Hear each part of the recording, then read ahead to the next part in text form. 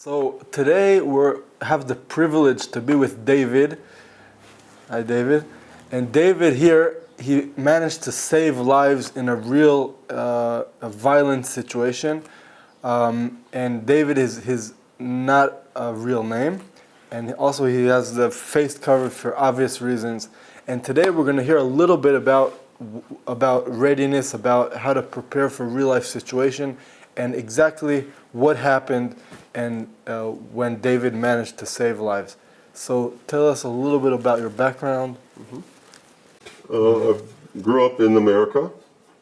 And first, I want to say thank you from me and thank you from the whole nation of Israel for what you did that actually saved probably many Jewish lives. So thank you so much. It's an honor for all of us, that's for sure. Thank God. Thank you. I come from the United States, and I come from an area where it's traditional to be surrounded by weaponry, firearms, that kind of lifestyle. I also come from a family where being a proud Jew is very important, and being a prepared Jew is very important. So throughout my childhood, I was raised by parents who understood the value of self-preservation, not only for our family, for ourselves specifically, but for the Jewish nation. And throughout my life, I've made it an important aspect to protect the Jewish people no matter where I might be. And not just Jewish people, but any innocent, no matter where I might be. I hope the surrounding areas around me are safe and secure. Wow. Nice. And why is it important to you to be prepared where you live today? Well, where I live today in the Judea and Samaria area is a place that has been under attack by a ruthless, genocidal, maniacal enemy who has sworn to the destruction of the Jewish people. It's quite literally in the symbols of their coat of arms, of what they use every day, even on governmental levels. And once we understand that there are those that are out there in order to destroy us, that evil is real, then there must be also those out there on our side that are willing to live a slightly less comfortable life in order so that all of those around us can live a more comfortable life. And by that I mean, just like you know, when we walk outside of our front door, no matter where we are, even at the beach on the nicest, most relaxing of days, we are always aware of our surroundings. We are always alert as to who is around us, how they might be dressed, how they might be acting, and we're always prepared to act and react in case of a critical situation. Wow. And where you live, which kind of attacks are they? Unfortunately, in the areas that we live, in Judea and Samaria, the type of attacks can range from being stabbed in the back, being axed to death with a meat cleaver or an axe, being run over, being shot, having firebombs thrown at you, suicide bombers, or simply somebody walking up and beating you until you die. It doesn't take much of a weapon to kill someone. You simply pick up a rock, you take a bottle, and you use it. And an enemy that tells their population en masse that for 5 shekel you can buy a knife and slaughter a Jew, so the value of a Jewish life is 5 shekel, how hard is it for you, you civilian population on the side of the enemy, to grab a simple weapon from your mother's kitchen on a day that you feel like your feelings have been hurt by your local imam, or your father yelled at you too much for not being strong enough, or you got caught being a homosexual in Arab society, or you broke up with your girlfriend, or a million other reasons? How do you gain respect in the local gypsy Palestinian Arab world? You pick up a knife, you pick up a gun, and you kill a Jew. Now, these aren't my words. These aren't words spoken from hatred. This is pure fact. This is what's taught to the children in their society. This is what they name town squares after, those that slaughter our babies. So as long as we know this exists in our area, and we know that it's prevalent in our area, and we also know that we must be responsible for our own security 24 hours a day, 7 days a week, and not rely on the army, and not rely on the police, because it's very difficult for us to carry a soldier or a police officer on our back 24 hours a day to protect us. Instead, we carry a weapon. But our greatest weapon is our ilanut, which in English means our awareness. Put your head on a swivel. Understand what you're seeing. Calculate. Be the fox in the crowd. Be the snake undercover. You strike when they don't expect it. They think they have you, and in reality, you're already waiting for them. That's preparedness, and it doesn't take a weapon to be prepared. Wow. And which kind of firearms training or different kind of training you did in the past? From a very early age, like I mentioned, I grew up in the South in America where holding a firearm is very normal. It's culture. I've been shooting since I'm a young child. I've been training since I'm a young child, and there is a big difference between shooting and training. Both are needed, and both are very important. And then, of course, I have time here in the IDF. I have time here in Israel working with other units on a volunteer basis. And I've been able to teach myself every day through trial and error how to properly operate under stress, how to properly change a magazine under stress, how to communicate under stress, how to deal with a malfunctioning firearm under stress. And amazingly enough, all of that came into play for around 3 minutes, a little over a year and a half ago. Wow. So tell us about that a little. So, approximately a year and a half ago, I was driving in my area, and I was on my way to do something wonderful for the land of Israel. I was under time pressure to do this, and while I'm driving towards my area, I notice a suspicious figure standing at a corner where it's known in this area you're not really supposed to be standing and walking if you might be a suspicious person. Because of the volume of terror attacks and murders that have taken place in this area, it's very well known amongst both the Arabs and the Jews in the area that there are certain security regulations that are prevalent and that must be adhered to. In that specific area, there were probably over 30 terrorist attacks, right? Yes, I've witnessed several of them personally, and I've made a promise to myself years ago that I'll do whatever I can in order to prevent the next one. And as I'm driving, I noticed a suspicious figure standing on the corner. Now, what made this person suspicious? It was a winter day, and he was wearing a heavy jacket and a heavy sweater underneath, all zipped up. Normally on a winter day, that's not a problem. But the issue was, this was a very hot winter day. It was like summertime in Tel Aviv. And even then, I looked him up, down to up. I scanned his clothing. And I said to myself, no, realize all of this is while driving. This is taking place within seconds.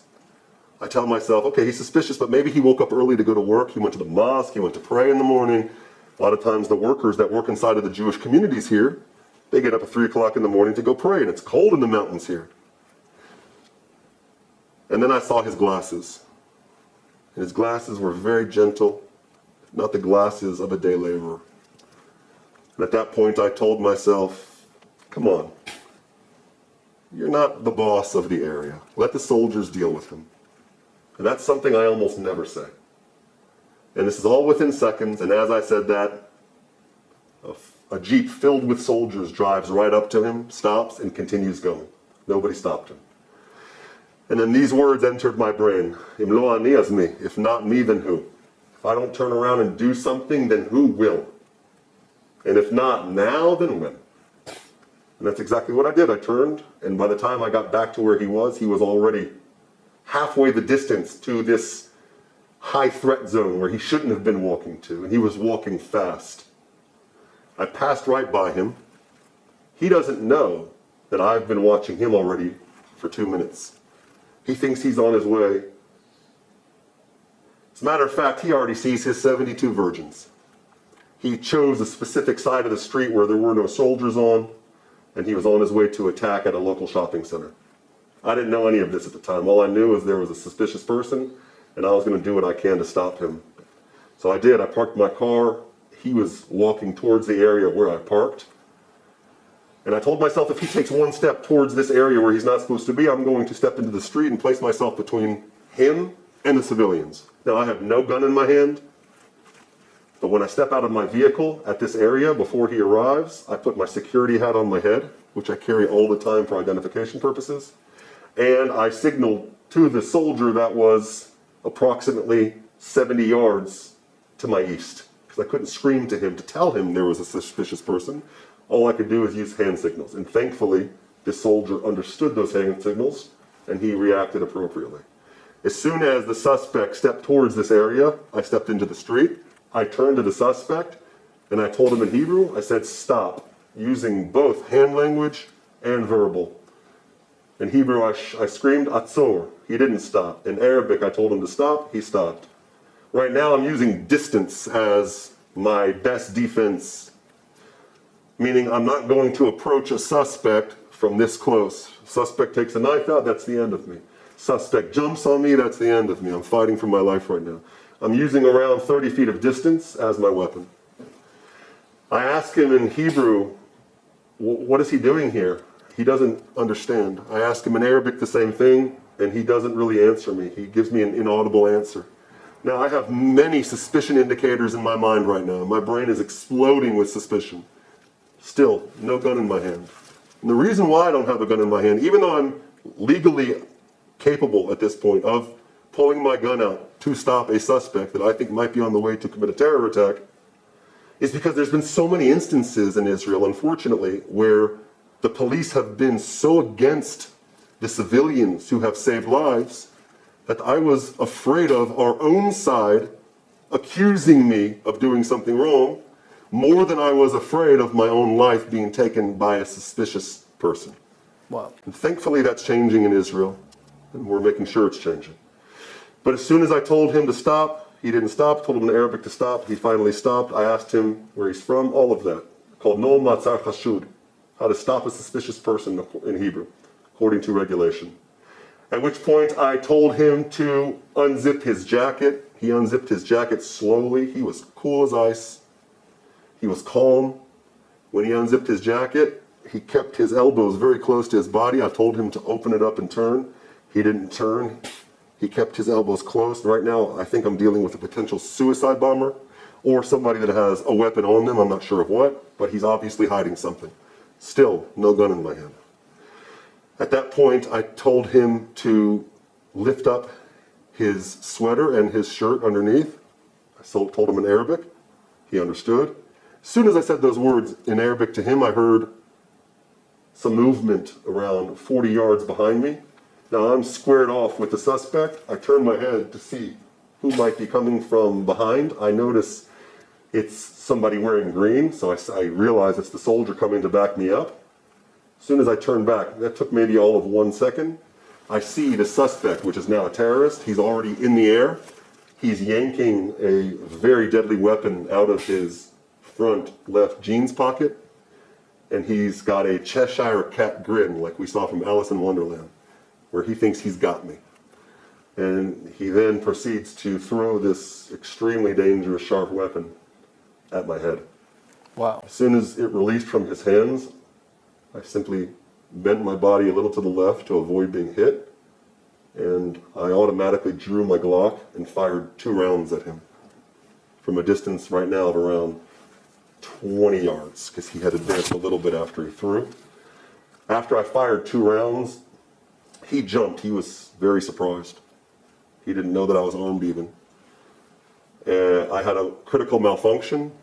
In English, it's called a double feed, where 2 bullets are trying to enter at the same time. As soon as that occurred, he jumped, he turned with his hands inside of his jacket and started running towards where there were civilians. I immediately started, there was no, I'm sorry to use this word, but there was no oh shit moment. I don't deal with oh shit moments. As a matter of fact, I've trained myself in every range ever that I've been in America. When I see people have malfunctions, or when a piece of brass hits them and it's burning them on the side, and they're saying, oh shit, I'm fighting through it. Because that oh shit moment, when you stop and think, now what do? That's when you die. And even worse, that's when other people get killed.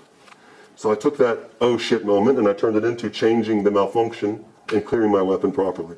But while I was doing that, I took 2 steps to the right to allow the soldiers a clean lane of fire to stop him. The soldiers chose to shoot in the air, and I knew this man was running to kill. So I cleared the malfunction. Now you have to realize that's a 15-round magazine that I just dumped. I'm down. Now I have 15 less rounds than I used to have. Actually 13 because I fired 2. I popped in a 17-rounder. I heard my chief instructor, who's Ukrainian, who's a very close friend of mine, I heard him scream at me. He used my name. I'll use the fake name. He said, "David, focus!" Swear to God. And I pushed out the gun, I breathed, front sight, and I just kept squeezing until he dropped. He dropped at 52 yards, which is over half a football field. Now this is a Glock 9mm. I had to make a decision. Either I chase after him, or I let something that travels at 300 meters, 900 feet per second, take him down. I chose B. And all this is taking place within microseconds, all of these thoughts. As soon as he fell on his face, on his front, his arms were underneath him. As soon as he fell, I screamed at the soldier behind me that we must charge and attack him. While I'm screaming, charge and attack him, I'm changing into my 3rd magazine. I advanced 52 meters very quickly, within a few seconds. As soon as I approached him, I saw that he was still moving underneath his jacket, potentially to pull out another weapon to kill me and other people, at which point I shot him in the head to make sure he couldn't get back up and hurt other people. As soon as that happened, all the soldiers arrived. They started running towards our position. Now, let's back up for a second. Let's press rewind. If I didn't have my security hat on when I stepped out of my car, if I didn't motion to the soldier that there was a suspicious person on the way, and all of a sudden the soldiers turn after seeing gunfire, hearing gunfire in the street, and they see a guy like me from a distance shooting in the street, as far as they know I'm the terrorist, they shoot me. So when we back up the scenario, when we can really stop and think as to how we took each step, and we break it down, I have to realize that I did everything according to how exactly I should have done it. I did everything according to how I trained myself every single day to communicate with those around me, to use my voice. If there's no voice to use hand signals. Even when I stop this suspicious person, I'm using a hand signal. Maybe he's deaf. Maybe he can't hear me scream. Maybe he doesn't know what's going on. Or afterwards, when I'm being interviewed by police or lawyers, who knows what might happen in your life if you're under attack. I have witnesses now that can say without any question, he told that person to stop. They saw it from a distance even if they didn't hear it. So I'm using everything that I've taught people in the past. I'm using everything that I teach myself every day to clear malfunctions, to think and breathe, to focus, and to take care of the situation around me in the most efficient and effective way possible without hurting anybody around me. Wow. Wow. And all that is within seconds. Wow. Amazing. And what would you say to someone that he cares less about training, or he has a firearm and doesn't really know how to use it? The answer is simple. Why do I carry life-saving bandages on me all the time? I don't leave my house without life-saving bandages. After my gun goes on me, my spare ammunition, other things that I don't talk about, I put my bandages on me. Why? For the same reason why you just asked that question. Well, I may have a gun, I may not. I want to be a part, I want to help, but man, carrying a gun is not comfortable. It's not easy. I don't know anything about guns. What do I do?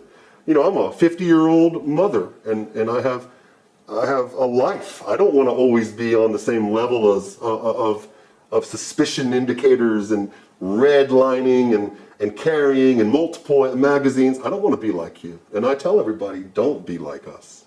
You don't want to be like this. We live a lifestyle that isn't for everybody. It's nothing superhero. It's nothing above and beyond what anybody couldn't achieve.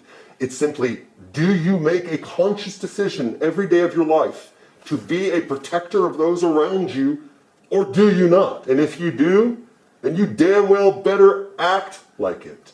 And if you don't, then go take a course on how to stop the bleeding. Go take a course from Magen David Adom, from your local Hatzalah, and learn how to save lives. And if you have the ability to carry a firearm, then do so. If you even have the slightest inclination to carry a firearm, you just don't know where to start, you contact people like you and you ask the question, where do I start? Don't forget, even the greatest counter-terror operators in the world started from the beginning. So too all of us. Once we learn something, once we practice something enough times, once we internalize that this is vital to the continuation of the freedom of our nation, then so many more people will take the initiative to stand up, arm up, train up, and step out of their houses every day like the warrior our nation deserves. Man, woman, and child. As a matter of fact, a quick story, real quick. There was a very famous story back in the day in Jerusalem of, I believe, a 9-year-old boy who prevented a suicide bombing.